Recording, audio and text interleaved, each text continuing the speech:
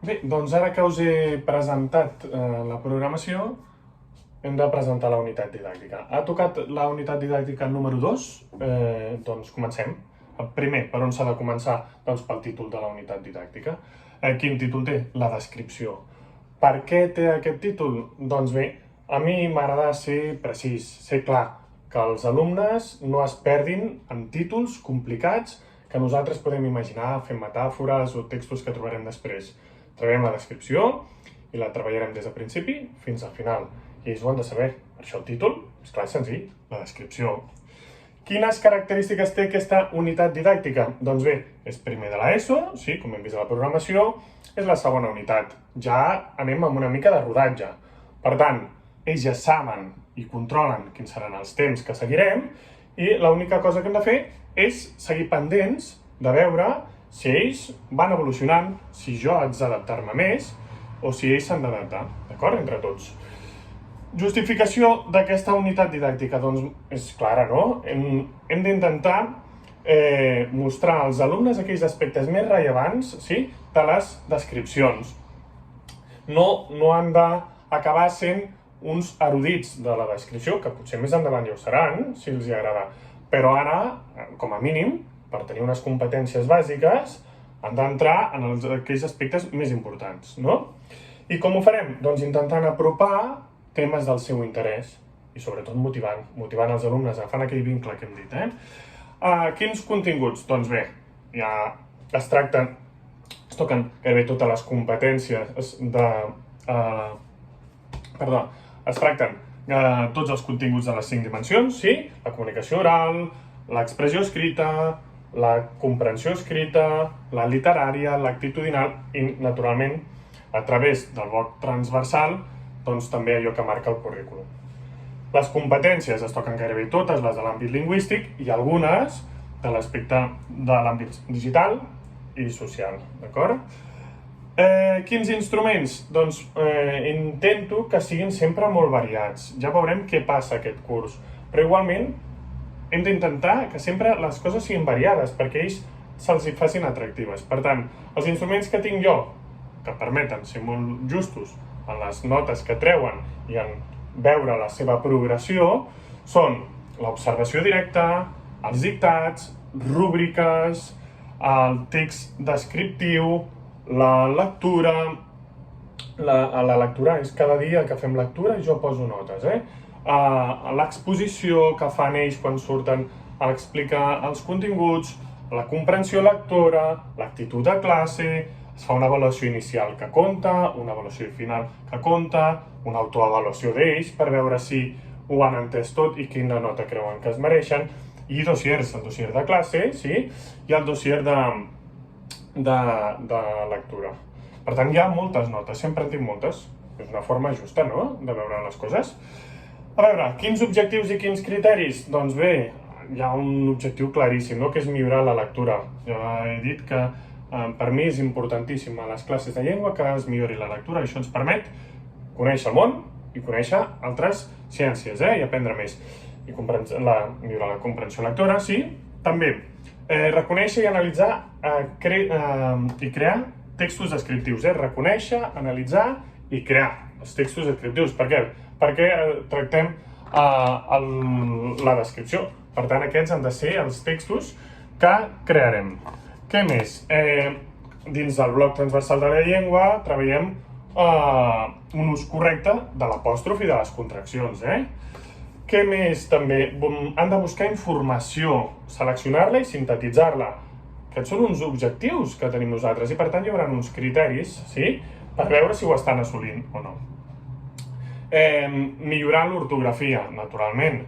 Participar en les activitats. Aquest objectiu sempre està en totes les meves unitats didàctiques i produir textos oral, perquè ens hem de comunicar el dia a dia, és comunicació. Per tant, s'ha de comunicar l'alumne, jo m'haig de comunicar i hem d'aconseguir un ambient, sí, que produeixi una relaxació suficient com perquè es compleixi aquest objectiu.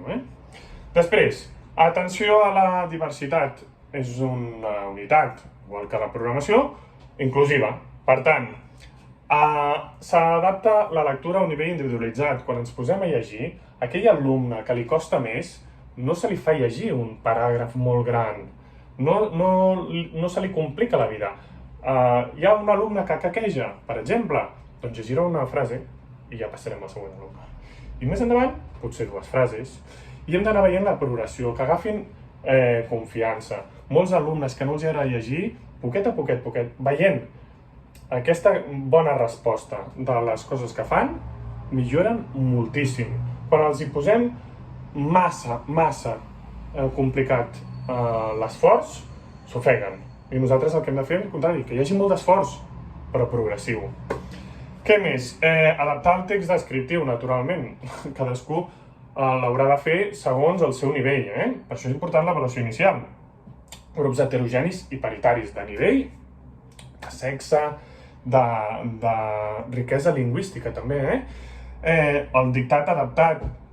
A vegades hi ha alumnes que en el procés d'escriptura o de concentració se saturen al cap d'una estona, no han de fer tot el dictat.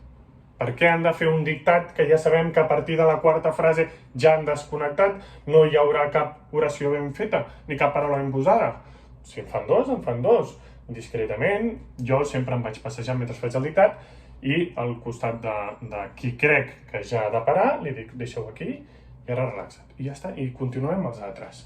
I ell se sent orgullós d'haver fet bé aquell tros, que en canvi si hagués continuat podria haver sigut un desastre. No? I no hagués servit de res. Bueno, sí, tenir un input negatiu i de no voler-lo fer el pròxim dia. Aleshores, també més atenció a la diversitat, contacte amb el departament d'orientació, plans individualitzats, demanar vetlladores quan sigui necessari. Activitats de reforç, doncs bé, està proposada, n'hi ha moltes, però està proposada buscar un adjectiu positiu i diferent, positiu, per cada company de la classe, no? Doncs vinga, agafa i busca de cada company de la classe adjectius positius. Anem a treballar la descripció a partir del que tinguem més proper. I d'ampliació, home, doncs aquell qui vulgui i que tingui ganes i que l'haguem motivat suficient, doncs pot fer una guia bilingüe del poble, sí? Un tríptic o una guia llarga, com vulgui ell, sí? I explicant i descrivint els paisatges i naturalment, com sempre en totes les unitats, hi ha els comentaris del blog. Com hi ha un blog, qui vol, sempre pot entrar i posar comentaris positius i crítics sobre els textos dels companys. Què més? Quan dic positius, no vol dir només aquelles coses bones, Pot ser que tu estiguis comentant una cosa que han fet malament de forma positiva, sí? Així ajudes al company. Transversalitat. En quines àrees toca aquesta unitat? Home, doncs, escolta'm, llegim El Petit Príncep i les ciències estan impregnades dins El Petit Príncep. Els valors també, cultura i valors. I tecnologia, naturalment, perquè com que tot es pot fer des de l'àmbit digital en aquestes unitats didàctiques, doncs toquem moltíssim, Ja veurem quins recursos TICs tenim. Doncs, home, anem a l'aula informàtica, o des de casa, on sigui. I aleshores treballem el Word, processadors de textos, sigui el Word, el Google, Docs, el que sigui. Internet, molta recerca d'internet i veure les fonts, ser una mica crítics, El Moodle, el Classroom, perdó. Amb el Classroom està tot el material penjat allà i nosaltres els hi donem l'opció d'entrar, veure les notes. El PowerPoint, si han de preparar una exposició durant el curs, han de treballar el PowerPoint. I el Drive, perquè em passen a mi el material, sí? La comprensió a través del Kahoot, de la pantalla digital quan fem els dictats, per tant, toquem molt les TIC, Quines orientacions metodològiques dono en aquesta programació i en aquesta unitat didàctica? Bé, doncs es continua la lectura del Petit Príncep. Ells ara ja estan immersos dins aquesta aventura genial que és la del Petit Príncep, És una edat que és extraordinària per llegir el Petit Príncep. Ho és quan un alumne o un nen és petit i quan una persona és gran, però sobretot aquí, en aquesta època de canvis i de descoberta, el Petit Príncep ens obre un món de preguntes i no hi ha millor moment que l'adolescència per fer-se preguntes, no? Després, internet serveix per ensenyar que hi ha massa informació perquè quan arriben en aquesta edat a l'adolescència veiem que creuen que tot el que hi ha a internet és vàlid i tot funciona, posen qualsevol paraula, van a buscar les imatges i es queden amb qualsevol cosa poc important que els hi surt, la primera, i els ensenyem una miqueta a veure que no allò que surt primer és allò que és correcte i que s'ha de ser crític. No tot allò que ens ensenyen és adequat per al que estem buscant o fent servir. S'aprofita el contingut del bloc transversal per aprendre a fer esquemes, per aprendre a fer exposicions orals, buscar informació. Tot això són pautes metodològiques que van molt bé, no? Després, teniu aquí, us he donat a vosaltres una taula on surten la seqüència d'activitats, d'aquí de la descripció, sí? I bé, doncs què fem? Doncs primer de tot presentem la unitat, no? De què anirà aquesta unitat? Doncs parlem una mica entre tots sobre la descripció, on la trobem, si és una cosa molt estranya o és una cosa habitual. Després llegim El Petit Príncep, sí? I fem un petit resumet cadascú del que hem llegit, sí? Del que hem llegit entre tots, un petit resum a la nostra dossier de lectura. Després, què farem? Doncs, com en totes les unitats didàctiques, s'ha de fer una avaluació inicial, per veure què coneixem sobre el tema. Ells ja han tractat una miqueta la descripció a primària, anem a veure com ho portem. I què faran? Doncs proposo d'escriure un company de classe, que és una cosa propera.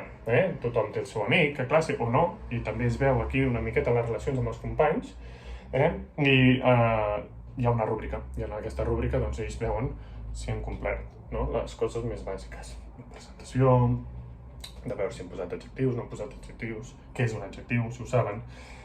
Dictat, doncs fa un dictat. Quina metodologia de dictat uso, tot i que aquí a la programació en els annexos se'n presenten bastantes?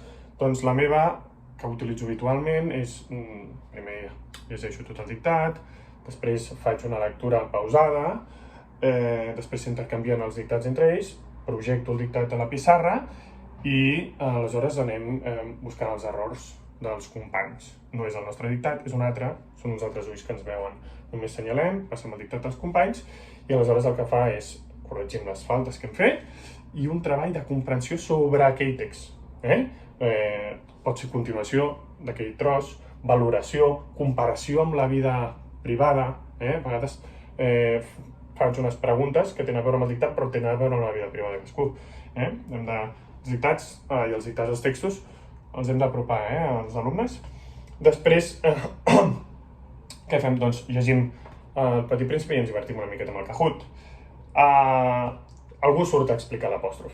Una cosa molt petitoneta i a més, fixeu-vos, l'apòstrof aquí i aquí, sí? En 2 sessions, 2 alumnes.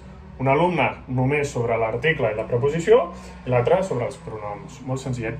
Jo ho he corregit abans, ho han passat, hi ha un treball de fons.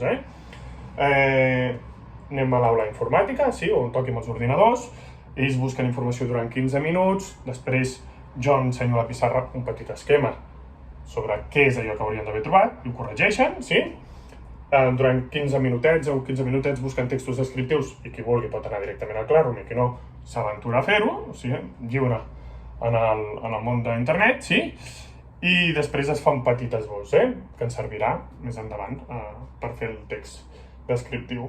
Tornem a fer Petit Príncep, sí, però com el treballem ara? Llegim i descrivim 2 personatges que hi surten. Per què? Perquè estem fent la descripció. Després fem un dictat de l'Illa del Tresor, corregim com hem dit i fem activitats. Aquí hi ha l'exposició que us he dit de l'altre company. Tornem a llegir El Petit Príncep, tornem a jugar, sí? Amb preguntes que vagin des del sentit literal fins a més enllà, sí? Anem a l'aula informàtica i ara sí, és el moment de la creació d'aquest text descriptiu i en lloc de descriure persones, com fèiem al principi, descrivim la classe. És una proposta, es pot descriure qualsevol cosa, però que vegin que no només és per persones, perquè a vegades ens fem una descripció, és alt, baix, el caràcter, també les coses, I ho pengen al bloc, d'acord? I finalment hi ha un examen. No és l'examen final, és una prova més, perquè en totes les activitats tenim unes notes que ens serveixen i, com he dit abans, d'on surt aquesta nota d'aquesta unitat didàctica? Doncs d'aquí. I sobretot, al final, la unitat número 3, què faran? Faran una autoavaluació. per posar-se ells la nota, com ho veuen. Però és important aquí ja tenir notes, perquè ells vegin si ho estan fent bé o no, i jo també. Doncs ja està. I acabo, doncs, com m'agrada acabar, totes i cada una de les meves classes, que és dient als alumnes i a vosaltres, gràcies per venir.